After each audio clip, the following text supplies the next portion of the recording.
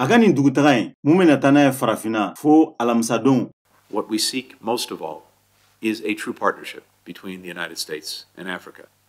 We don't want Kongo jamana la ani Rwanda labora yasa kaseka irisi jamana alefena ka wulika jo Farafina jamana gunka ka o sanga nyogoma walma ko koron agani dugutagai nimikanga na irisi jamana ka kenema ko nyanabo Minisiri Lavrov ale tagamam ke Farafina jamana gunka jouer kalo labana ni atemena ni Congo Brazzaville, Uganda, Egypt and Ethiopia. Rights. I know you've talked about an affirmative American vision for the continent. But how do you see that? Agani tagama in kunfolola Blinken yejo Farafina worodugu yanfan jamana la ni ale jamana ye jamana mu kabiri si jamana ni Ukraine ka ko damne na février kalo kile muwa ani nani ye ijo yorola yoromna ka foko atena deme mo sife wa amasonga dun faraje jamana uka woli dakana ka Moscow ka jalaki ni koina tenendon Blinken akanga kuma nyoya ke ni Farafina worodugu yanfan jamana oluka kenema ko nyemoro na ledi pando ani akanga la seli do feneke Ameriki Jamana ka fere kura wuli ka jo ka nyesin Farafina jamana ma ni la seli kera Pretoria fe u ka $7 Blinken be fe agani tagama in senfe ka ira Farafina jamana ula ko barake nyogo nyanama do